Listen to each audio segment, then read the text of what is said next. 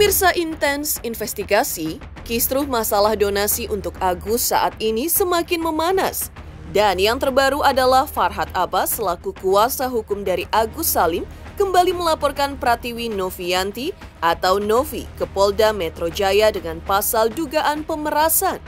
Melihat polemik ini yang berkepanjangan, padahal di dalam masalah ini ada hubungannya dengan persoalan silaturahmi, empati dari banyak orang untuk membantu pengobatan seseorang, salah satunya Agus Salim, korban penyiraman air keras yang matanya terancam buta secara permanen. Lalu seperti apa tanggapan Deo Lipayumara sebagai praktisi hukum? Benarkah uang donasi yang masuk ke rekening Agus adalah sah milik Agus? Di sisi lain, seperti apa juga sama dengan pendapat Deo Lipayumara, Tony RM pun mengatakan bahwa donasi yang sempat masuk ke rekening Agus adalah milik Agus, hingga menyayangkan kisruh dana donasi tersebut bisa sampai ke publik, yang seharusnya masalah tersebut dapat diselesaikan secara musyawarah, sehingga tidak adanya laporan ke polisi. Pemirsa, bersama Intens Investigasi, kami hadirkan kabar terkini, terpercaya dan teraktual. Tetapi sebelumnya jangan lupa untuk like, subscribe, dan juga share channel YouTube ini.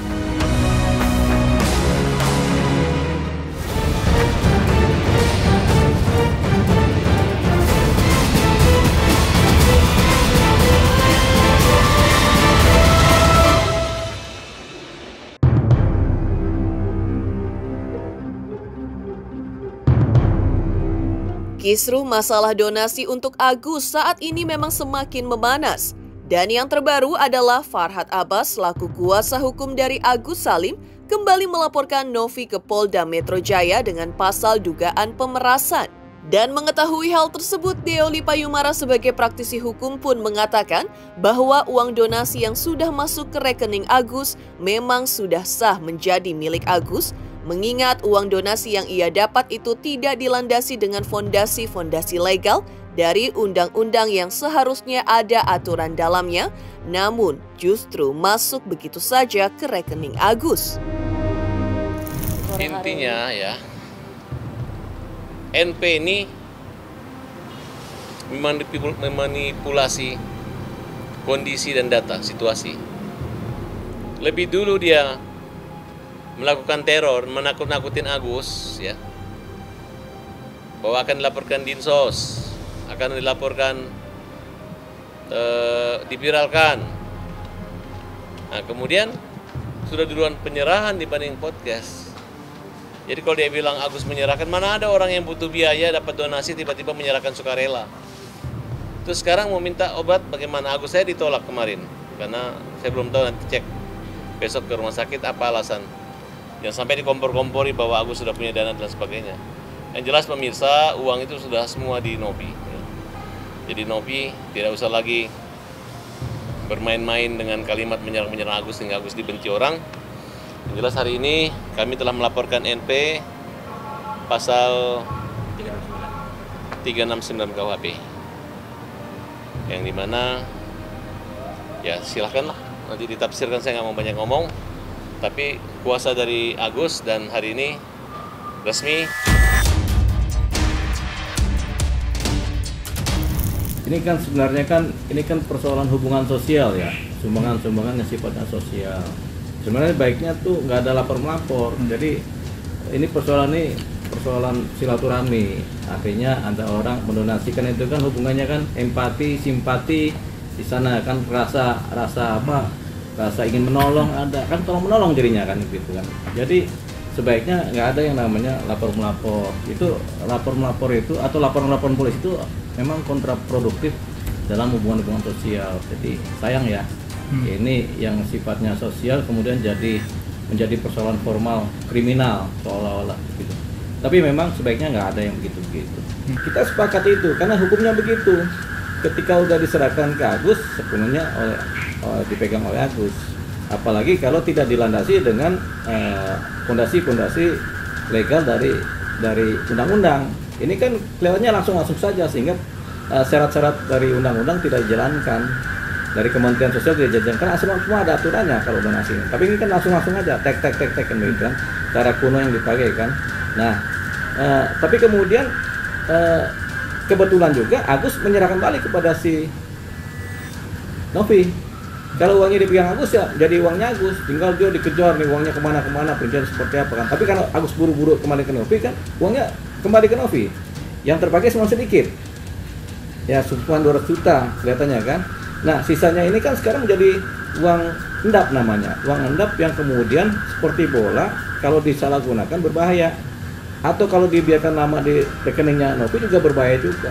Semua orang akan ngejar juga uangnya, mau diapakan ayo kan begitu. Makanya tadi jalan tengahnya Novi karena dia terafiliasi dengan Kementerian Sosial, dia di bawah naungan Kementerian Sosial, dia harus menyerahkan kepada Kementerian Sosial uangnya itu. Sebenarnya pinter-pinteran Agus nih, kalau nggak bunyi dia bilang uangnya untuk pengobatan kan masyarakat kan percaya aja sebenarnya, para donatur kan percaya aja. Cuman karena bunyi jadi salah. Coba kalau dia diam aja, wah uangnya udah saya buat pengobatan begini, dia berbohong misalnya, sah-sah aja kan dia berbohong, masyarakat kan nggak tahu. Dan berbohongnya dia semuanya untuk pengobatan, berarti sah-sah aja. Jadi uangnya tetap aman di dia. Tapi karena kemudian ketahuan bahwasanya ada uang yang dipakai utang, kita pun miris lihatnya. Oh kok ada uang buat pengobatan malah buat bayar utang? Ya kasihan, masa para donatur kemudian akhirnya yang membayarkan utangnya keluarga ini kan begitu. Nah karena ketahuan ya, mumpung ketahuan ya, dan mumpung sudah dibalikkan, berarti kan sudah ya rasa para donatur mulai aman lagi nih, ternyata uangnya masih selamat kan begitu. Coba kalau diteruskan, bisa juga beli mobil, bisa juga beli rumah gara-gara uang itu kan. Itu kita kan akhirnya berpikiran negatif. Kenapa? Karena sudah ada kejadian yang negatif. Yang pertama yaitu untuk bayar utang. Agus ini salah kenapa? Karena menggunakan uang donasi untuk pengobatan tapi untuk kepentingan lain. Secara etika dan moral, secara hukum dia sebenarnya sah-sah aja karena uang yang diserahkan ke dia, pemberian ke dia dianggap sebagai uangnya dia kan. Tapi kan tetap ada etika dan moral, yaitu untuk yang menjaga supaya uang donasi ini sampai pada tujuannya, sampai kepada subjek hukumnya si Agus, sampai kepada pelaksanaannya untuk apa gitu. Itu yang namanya etika dan moral tadi. Nah, ini tapi kan kalau jadi buat utang ya berarti kan ada yang salah. Selain itu, dalam hal ini, menurut Deo Lipa, Novi sebagai pemilik yayasan juga harus transparan dalam setiap penggunaan dana donasi yang berasal dari masyarakat. Ini kan sebenarnya persoalannya adalah satu pihak si penerima sumbangan donasi ini kemudian dianggap menyalahgunakan tujuan donasi, karena tujuan donasi kan untuk pengobatan, tapi memang disalahgunakan untuk bayar utang. Itu salah, secara moral, etika itu salah. Nah, bermula dari sini timbullah ketidakpercayaan. Tentunya yang tidak percaya adalah orang yang membawa sumbangan ini, donatur yang tidak percaya, kemudian si pemberi fasilitator yaitu si Novi dan yayasannya juga tidak percaya. Karena ini kejadian seperti ini, karena tidak percaya tadi, mungkin Novinya minta nih, udah sumbangannya dikembalikan ke tempat kami dulu deh, biar netral, yayasan kami, kan begitu. Sehingga Agus terbawa tuh untuk menyerahkan sumbangan dikembalikan kepada yayasannya Novi, walaupun tadinya kan ke rekeningnya Agus semuanya. Agus juga ya udah karena dia malu ya udah serahkan lagi deh ke tempatnya si Novi, ke yayasan kan begitu. Nah, sayangnya ini kan dibarengi dengan sakit hati atau ada provokasi sehingga timbullah laporan dari Agus. Nah, sebenarnya ini bukan persoalan yang kriminal sebenarnya. Nah, bukan persoalan yang harus kemudian si Novi dilaporkan atau nanti Novi kemungkinan mungkin melaporkan balik si Agus, itu nggak perlu. Jadi nggak perlu yang namanya hukum pidana dilibatkan dalam persoalan ini. Deo Lipa pun akhirnya mengatakan bahwa jika memang Novi tidak mau mengembalikan uang donasi untuk Agus yang berasal dari masyarakat seperti yang diinginkan oleh Agus, maka sebaiknya dana donasi untuk Agus yang berasal dari masyarakat yang kini sudah berada di rekening yayasan milik Novi sebaiknya diserahkan saja ke Kementerian Sosial untuk dititipkan atau diserahkan ke pihak yang lebih berhak dan membutuhkan. Sekarang uang ini kan sudah ada di tempatnya Novi. Kalau Novi mau mengembalikan ke para donatur, itu seharusnya harusnya dikembalikan kepada donatur. Kenapa? Karena ada distrust, adanya ketidakpercayaan, jadi harus dikembalikan kepada donatur.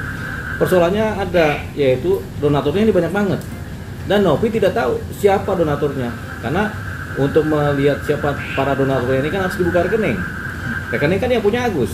Nggak mungkin minta Agus untuk membuka rekeningnya untuk melihat siapa-siapa pendonasi, pemberi donor uang ya ke Agus. Agus nggak bakal ngasih.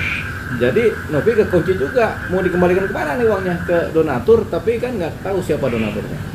Jadi jalan tengahnya, dan supaya Novi tidak kemudian dianggap sebagai orang yang diduga berniat jahat, atau kemudian diduga mau menggelapkan uang tersebut, atau mau menggunakan uang tersebut untuk kepentingan yayasannya, jalan tengahnya Novi harus menitipkan uang donasi yang ada di yayasan dia ini, dititipkan kepada Kementerian Sosial, yang memang tugas dan kewenangan menteri itu adalah mengurus masalah donasi yang dibentuk oleh negara. Jadi Novi dan yayasannya harus menitipkan uang donatur ini kepada Kementerian Sosial.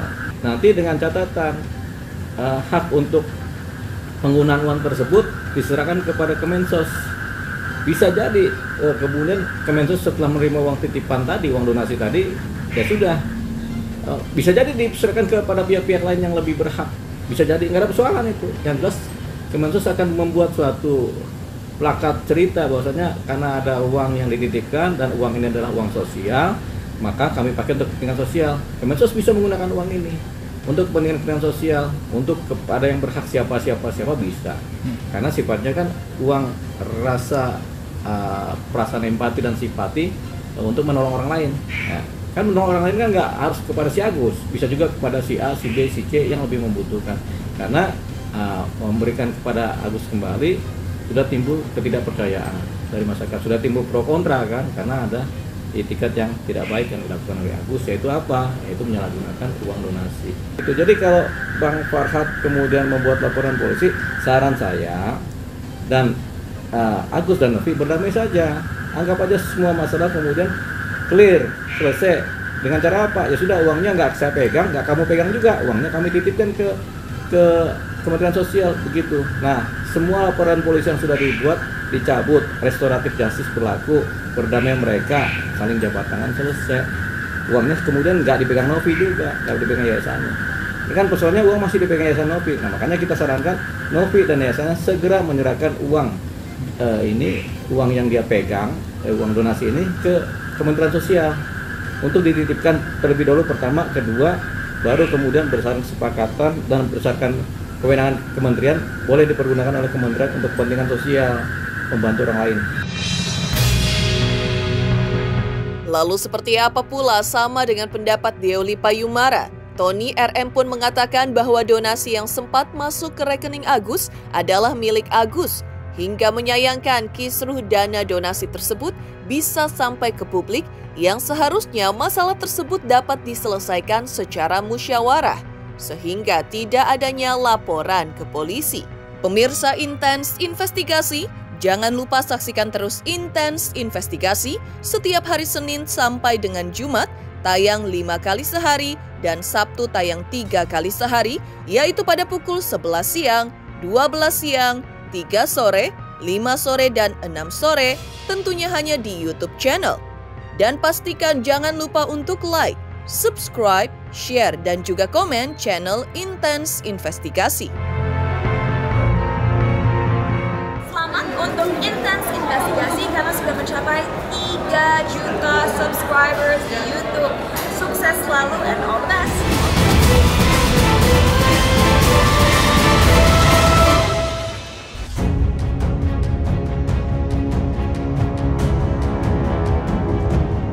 Sementara itu, sama dengan pendapat Deolipa, Tony RM yang sebelumnya merupakan kuasa hukum dari Peggy Setiawan dalam kasus Vina Cirebon juga mengatakan bahwa uang donasi yang sempat masuk ke rekening Agus adalah hak milik dari Agus. Namun jika melihat kasus ini, Tony RM mengatakan bahwa yang menjadi persoalan panjang dan bahkan warganet pun turut berkomentar. Kalau saya sebagai pengacara, ya, memang hanya mengkaji dari sisi hukum, hanya melihat dari sisi hukum. ketika seseorang mendapatkan sumbangan dari orang lain, ya, maka sumbangan itu ketika sampai kepada orang, ya, rekening orang tersebut, ya, maka orang itu sudah mempunyai hak untuk menggunakan uang tersebut. Nah, karena sudah ada di rekeningnya dan orang memberikannya tentu secara ikhlas. Namun yang jadi persoalan adalah pada saat Mbak Novi dan Bang Densu menyampaikan ke publik, ya, bahwa dibukanya donasi ini adalah untuk pengobatan, maka seharusnya meskipun itu hak Agus untuk menggunakan, maka seharusnya digunakan sesuai dengan peruntukannya. Peruntukannya apa? Yaitu untuk berobat. Sebagaimana yang sudah diumumkan bahwa donasi ini adalah peruntukannya untuk berobat. Seharusnya seperti itu. Jadi pertama memang hak Agus, tetapi gunakanlah sesuai dengan peruntukannya agar donatur yang memberikan tidak kecewa, yang menggalang donasi juga Mbak Novi juga tidak kecewa. Itu harusnya sih. Selain itu, Tony RM juga sangat menyayangkan akan kisruh dana donasi tersebut bisa sampai ke publik yang seharusnya masalah tersebut dapat diselesaikan secara musyawarah antara Agus dan Novi, sehingga tidak adanya laporan ke polisi kepada Novi. Bagi Tony RM, uang donasi sebesar 1,5 miliar juga merupakan hal yang begitu luar biasa, lantaran tidak semua orang bisa membantu dan mengupayakan dengan donasi untuk kesembuhan seseorang seperti salah satunya Agus. Untuk itu, menurut penilaian Tony RM, bahwa Agus yang kini terancam mengalami buta permanen seumur hidup memang layak untuk dibantu. Saya sangat menyayangkan, ya,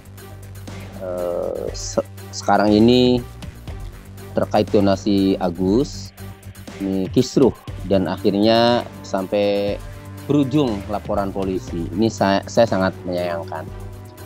Pertama, saya melihat bahwa ada orang yang kena musibah, yaitu disiram air keras. Meskipun pelakunya itu sekarang sedang diproses hukum, tapi saya melihatnya bagi Agus adalah itu sebuah musibah.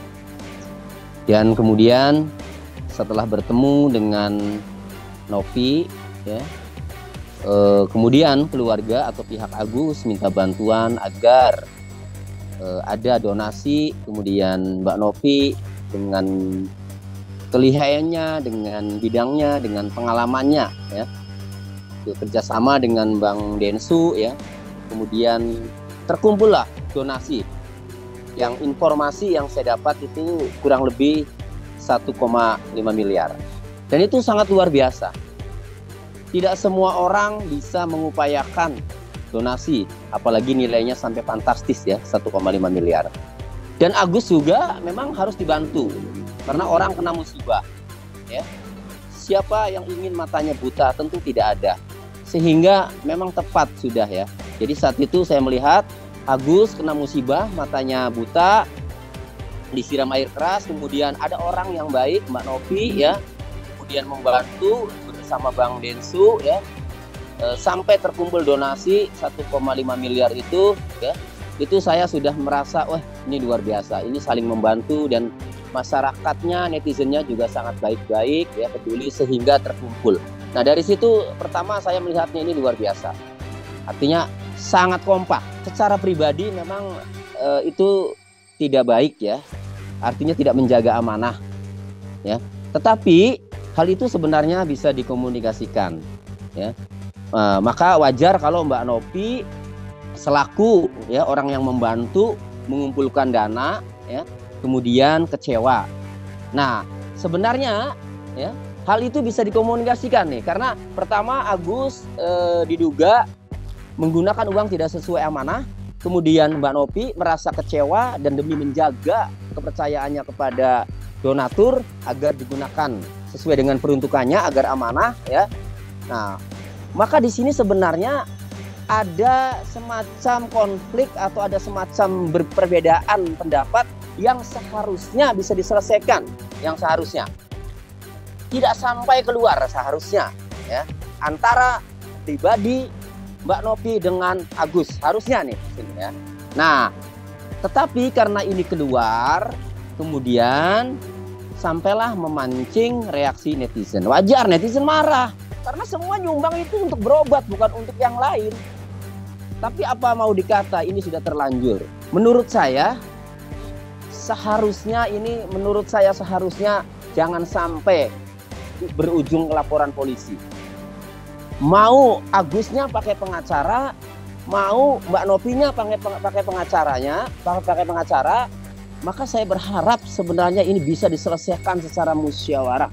Karena pertama, Agus memang orang yang mengalami kebutaan, yang cacat seumur hidup ya. Siapapun orang pasti tidak mau matanya cacat, ini memang perlu dibantu.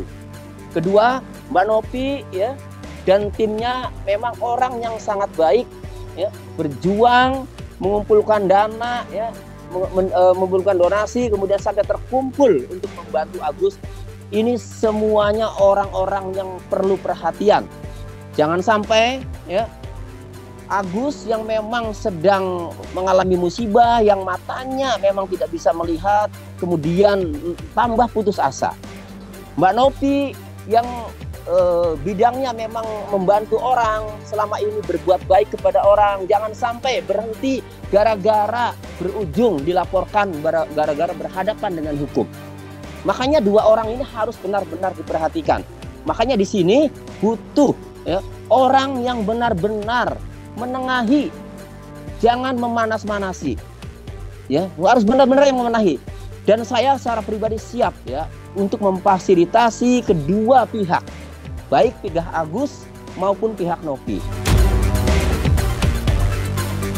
Demikian pemirsa kabar terkini, terpercaya dan teraktual yang kami hadirkan hari ini. Saksikan terus Intens Investigasi setiap hari Senin sampai dengan Jumat, tayang 5 kali sehari, pada Sabtu tayang 3 kali sehari, yaitu pada pukul 11 siang, 12 siang, 3 sore, 5 sore, dan 6 sore, tentunya hanya di YouTube channel. Dan pastikan jangan lupa untuk like, subscribe, share, dan juga komen channel Intens Investigasi.